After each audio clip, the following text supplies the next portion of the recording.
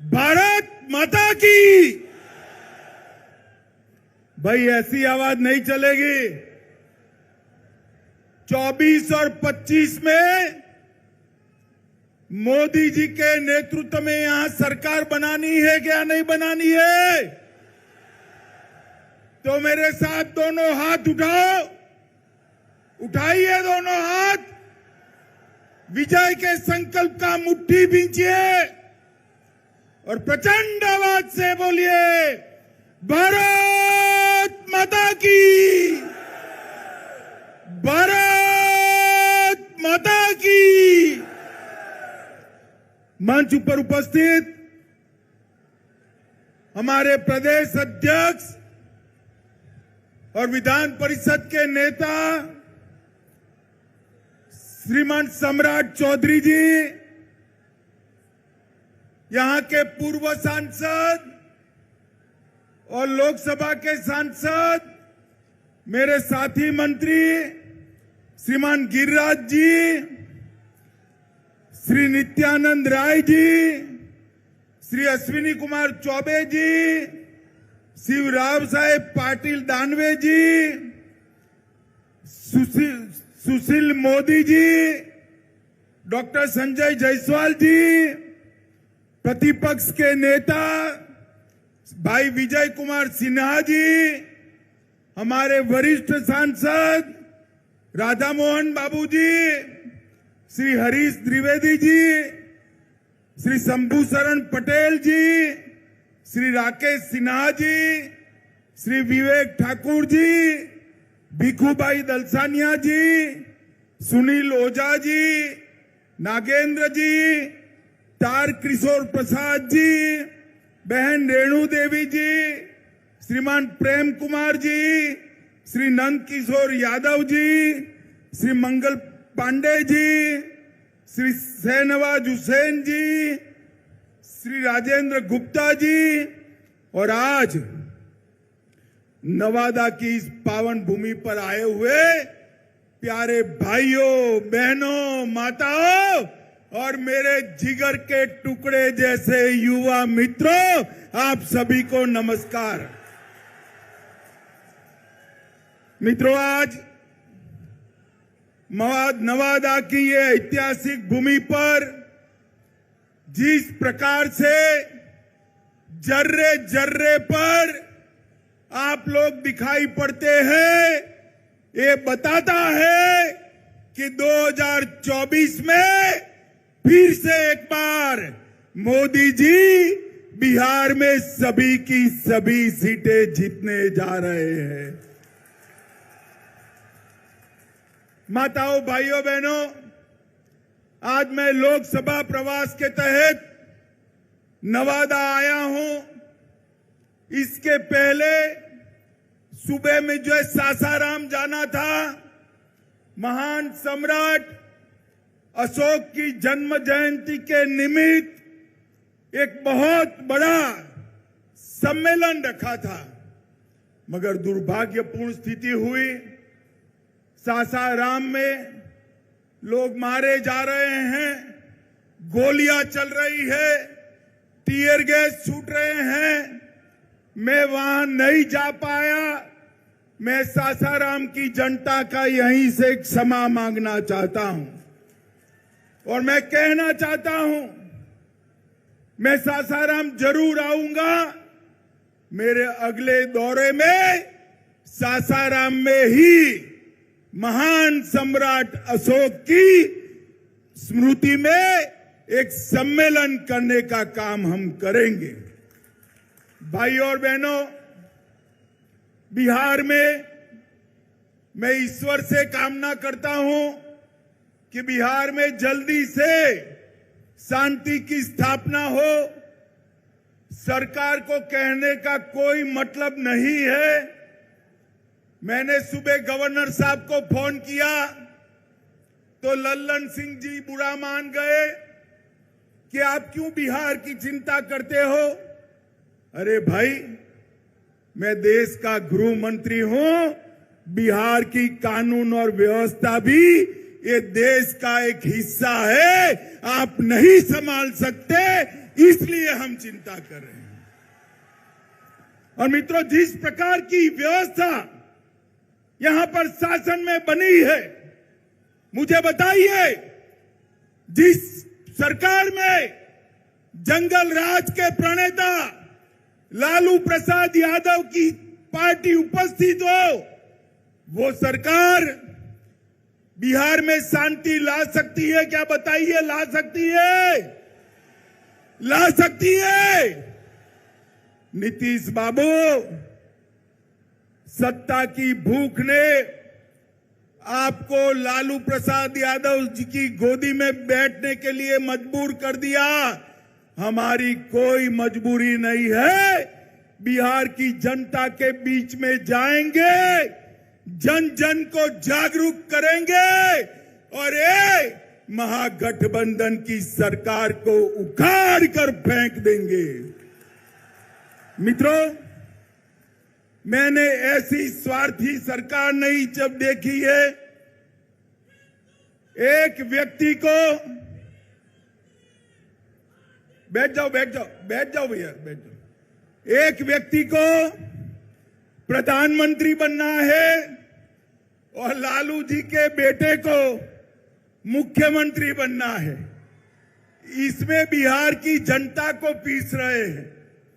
मैं आज लालू जी को भी कहने आया हूं, लालू जी, नीतीश बाबू को आप जानते हो, प्रधानमंत्री वो बनने से रहे, वहां जगह खाली नहीं है।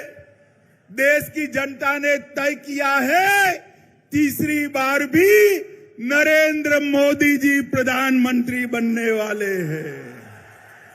और अगर मोदी जी प्रधानमंत्री बने तो नीतीश बाबू कभी आपके बेटे को मुख्यमंत्री नहीं बनाएंगे। आप भी गलतफहमी में हो, नीतीश जी भी गलतफहमी में है, मगर बिहार की जनता गलतफहमी में नहीं है। बिहार की जनता स्पष्ट रूप से निर्णय कर बैठी है कि बिहार की 40 सीटों पर नरेंद्र मोदी जी का कमल खिलने वाला है और नवादा में भी नवल कमल खिलने वाला है। भाइयों बहनों, ये सरकार है बुरी नीयत की, बुरी नीति की सरकार है, बेड़ सरकार है।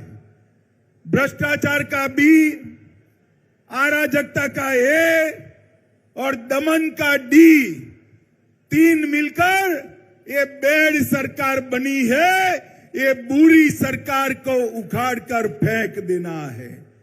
मित्रों, सरकार के सहयोगी जो है वो भी विधायक हर रोज नीतीश बाबू का विरोध कर रहे हैं। वो भी जनता के विरोध का सामना कर रहे हैं। इनके आधे एमपी भाजपा के दरवाजे खटखटा रहे हैं। और मैं पर एक बात स्पष्ट कर देता हूं, किसी के मन में ये संशय हो कि चुनाव के परिणामों के बाद नीतीश बाबू को फिर से भाजपा एनडीए में लेगी, तो मैं बिहार की जनता को स्पष्ट कह देना चाहता हूं और लल्लन बाबू को भी स्पष्ट कहना चाहता हूं, आप लोगों के लिए भाजपा के दरवाजे हमेशा के लिए बंद हो चुके हैं। माताओं, भाइयों, बहनों,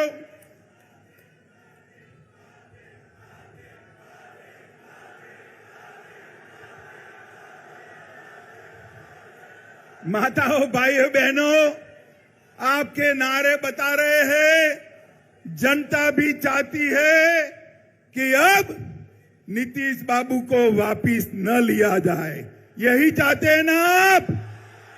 यही चाहते हैं ना? ऐसा ही होगा, आप चिंता मत करिए।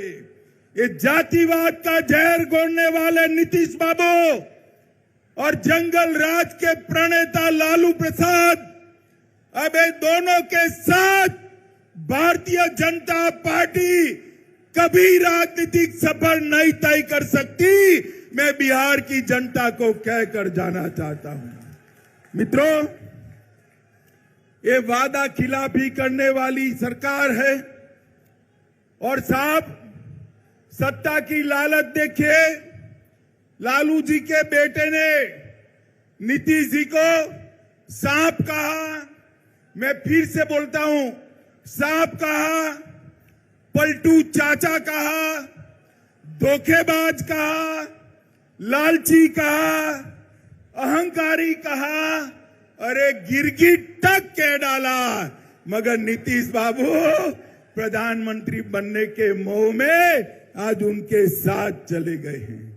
इनके भ्रष्टाचार के कारण नवादा में खाद नहीं मिलता है, बीज की कालाबाजारी होती है। नवादा वालों चिंता मत करो, 24 के बाद, लोकसभा चुनाव के बाद ये सरकार अपने ही वजन से घिरने वाली है और भारतीय जनता पार्टी के कमल की सरकार बनने वाली है।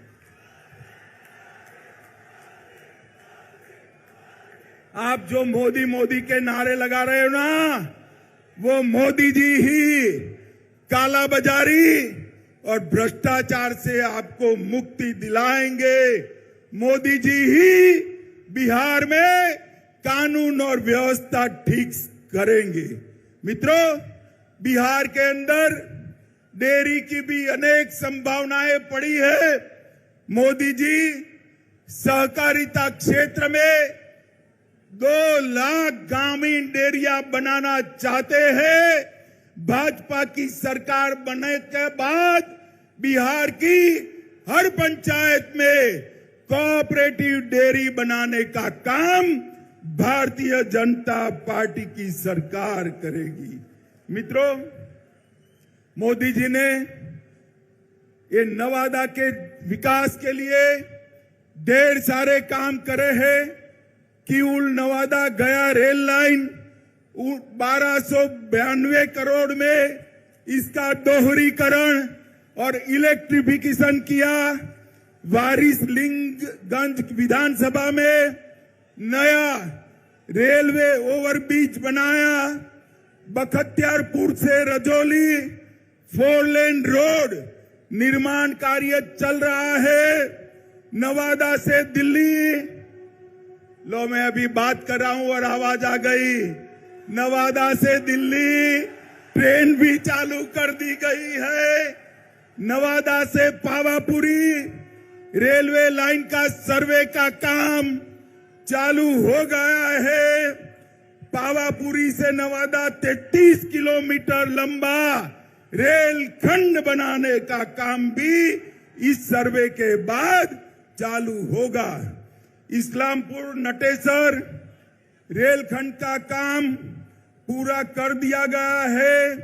नवादा के रजौली में बर्रा गांव में सैकड़ों एकड़ बंजर जमीन में प्रधानमंत्री माइक्रो इरिगेशन योजना के तहत 1 ड्रॉप मोर क्रॉप के तहत खेती चालू हुई है।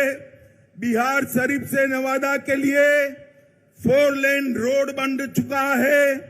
नवादा के वारसलीगंज में 132/33 किलोवाट का नया विद्युत सबस्टेशन और ट्रांसमिशन लाइन डाल दिया गया है। नवादा घाट से गमरा तक सड़क निर्माण का काम चालू हो गया है। नवादा के रजौली में 2000 मेगावाट परमाणु क्षमता विद्युत उत्पादन की योजना बन चुकी है। और इसके साथ मैं आज नीतीश बाबू को पूछना चाहता हूं, नीतीश बाबू, आपके जीवन में आपने कई पार्टियां बदली हैं, कई लोगों को धोखा दिया है, मगर एक बार जिस यूपीए में आप गए हो, लालू प्रसाद जी के साथ गए हो, इसने बिहार को क्या दिया बताइए। 2009 से 14 में बिहार को सिर्फ 50,000 करोड़ रुपया केंद्र ने दिया था। कितना दिया था मित्रों? 50,000 करोड़ और 14 से 19 में मोदी जी ने 50,000 से बढ़ाकर 1,09,000 करोड़ बिहार को देने का काम किया है। ये मैं बजट के आवंटन की बात करता हूं और कर के निर्धारण में 9 से 14 तक 1,36,000 करोड़ दिया था और मोदी जी ने 14 से 19 में 2,83,453 करोड़ दिया, 2 गुना पैसा ज्यादा दिया है। मित्रों, प्रधानमंत्री गरीब कल्याण योजना के तहत बिहार में 8 करोड़ 70 लाख लाभुकों को 2 साल से मुफ्त अनाज दिया जा रहा है। हर महीने 4.25 लाख मैट्रिक टन अनाज बिहार के गरीबों को मोदी जी मुफ्त में दे रहे हैं, मुफ्त में दे रहे हैं। माताओं, भाइयों, बहनों, बिहार में 85 लाख किसानों को हर साल 6,000 रुपया देने का काम हो रहा है। 1.1 करोड़ 1,10 लाख माताएं बहनें जोर से ताली बजाए। 1,10 लाख माताओं को गैस का सिलेंडर देने का काम नरेंद्र मोदी जी ने किया है। आयुष्मान भारत योजना के तहत 85 लाख लोगों को मुफ्त इलाज की व्यवस्था की है। लगभग प्रधानमंत्री आवास योजना के तहत 40 लाख लोगों को आवास देने की योजना बनी है। 1,61 लाख शौचालय बना चुके हैं। 1.5 करोड़ आवास में नल से जल पहुंचाने का काम ये भारतीय जनता पार्टी की सरकार ने किया है। और मित्रों, मोदी जी ने देश को सुरक्षित करने का काम किया है। मुझे बताओ नवादा वालों, ये कश्मीर हमारा है या नहीं है? जोर से बोलो, है या नहीं है? धारा 370 हटनी चाहिए थी या नहीं हटनी चाहिए थी? मैं राज्यसभा में बिल लेकर गया। ये लालू प्रसाद यादव और नीतीश कुमार जदयू हमारे साथ थे। जदयू वाले फिर भी विरोध किया और कहने लगे मत हटाइए, मत हटाइए। ये तुष्टीकरण की राजनीति के कारण आतंकवाद चलता था। मोदी जी ने 5 अगस्त 2019 को धारा 370 हटाकर कश्मीर को हमेशा के लिए भारत के साथ जोड़ दिया। माताओं, भाइयों, बहनों, मुझे बताओ, अयोध्या में श्री राम का मंदिर बनना चाहिए या नहीं बनना चाहिए? अरे अंत तक बोलिए, बनना चाहिए या नहीं बनना चाहिए?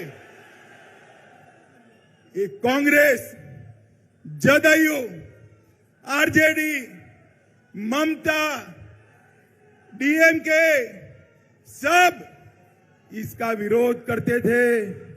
मोदी जी ने एक दिन सुबह राम मंदिर का शिलान्यास कर दिया और आसमान से भी ऊंचा राम मंदिर बनने की शुरुआत हो गई है। मित्रों, शुरुआत हो गई। मोदी जी ने हमारी सांस्कृतिक धरोहर का ही पुनः निर्माण का काम किया है और आज समग्र बिहार चिंता कर रहा है। बिहार के बिहार शरीफ में आग लगी है, सासाराम में आग लगी है। बिहार शरीफ नालंदा तो नजदीक ही है। चिंता हो रही सबको। मैं आपको कहता हूं, 24 में मोदी जी को पूर्ण बहुमत दीजिए, 40 में 40 सीटें, और 25 में भाजपा की सरकार बनाइए। ये दंगा करने वालों को उल्टा लटका कर सीधा करने का काम ये भारतीय जनता पार्टी करेगी। हम तुष्टीकरण में नहीं मानते, हम वोट बैंक की राजनीति नहीं करते हैं। हमारे शासन में दंगे नहीं होते हैं। माताओं, भाइयों, बहनों, इतनी बड़ी संख्या में जहां तक नजर जाए भीड़ दिखाई पड़ती है। मुझे बताइए, बिहार की 40 सीटें मोदी जी को देंगे क्या? सुनाई नहीं पड़ता है मोदी जी को दिल्ली में, जोर से बोलिए, देंगे क्या? हर सीट पर कमल खिलाएंगे, मोदी जी को फिर से प्रधानमंत्री बनाएंगे, 2025 में पूर्ण बहुमत की भाजपा सरकार लाएंगे। तो मेरे साथ दोनों हाथ उठाइए,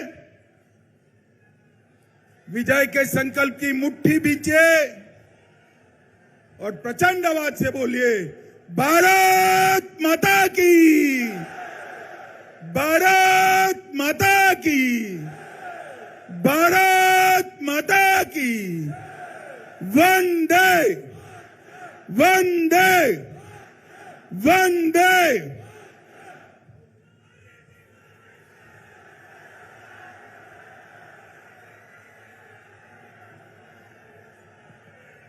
अमित शाह जिंदाबाद,